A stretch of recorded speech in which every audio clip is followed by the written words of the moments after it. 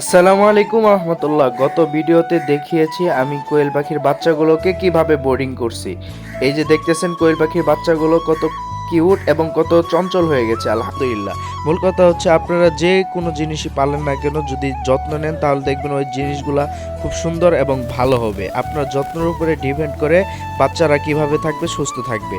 তারপর দেখতে দেখতে আলহামদুলিল্লাহ আমার এই কোয়েল পাখির বাচ্চাগুলো অনেক বড় হয়ে গেছে। আজকে আমার এই কোয়েল পাখির বাচ্চার বয়স হচ্ছে 7 দিন।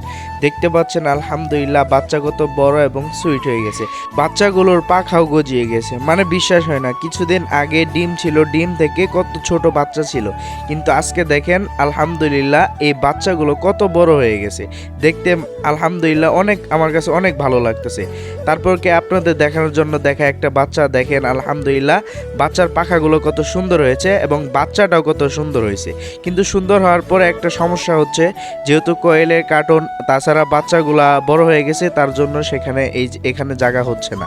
তার জন্য আমার কাছে কিছু কাঠ টিন ছিল, সেটা দিয়ে আমি একটা বোর্ডিং সেটআপ তৈরি করি। আর এটাই হচ্ছে মূলত আমার বোর্ডিং সেটআপ। তারপরে আমি এই বাচ্চাগুলোকে যখন এখানে রাখি, জায়গা বড় পেয়ে দেখেন বাচ্চাগুলো কত ছোটাছুটি করছে, মনের আনন্দে ঘুরতেছে আর কিভাবে খাইতেছে।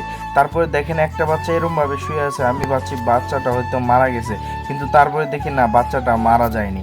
তারপরে দেখেন আমি একটা বাচ্চা আপনাদেরকে ধরিয়ে দেখাই। এই যে একটা বাচ্চা ধরলাম, ধরার পরে এই যে বাইরে নিয়ে যাই।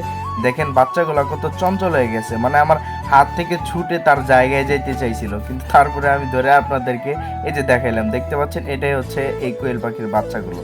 আর এই বাচ্চাগুলো এখন দেখতে দেখতে অনেক বড় হয়ে গেছে, ডিম পাড়ার উপযোগী হয়ে গেছে। কিছুদিন পরে এই বাচ্চাগুলো থেকে আমি ডিম পাবো ইনশাআল্লাহ। আর এখন সবগুলো ভিডিও একসঙ্গে ছাড়ার কারণ হচ্ছে আমি অনেক দিন আগেই ভিডিও করে রাখছি, কিন্তু সময়ের অভাবে ছাড়তে পারি না।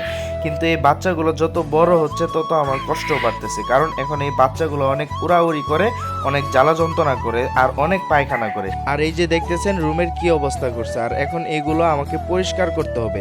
তার জন্য আমি কাঠের গুঁড়া সংগ্রহ করি, সংগ্রহ করার পরে এগুলাকে আমি সুন্দর করে পরিষ্কার করি, পরিষ্কার করে আমি আবার সেখানেই রেখে দিই। তো দেখা হবে পরের ভিডিওতে। সবাই ভালো থাকবেন, দোয়া করবেন। আসসালামু আলাইকুম রহমতুল্লাহ।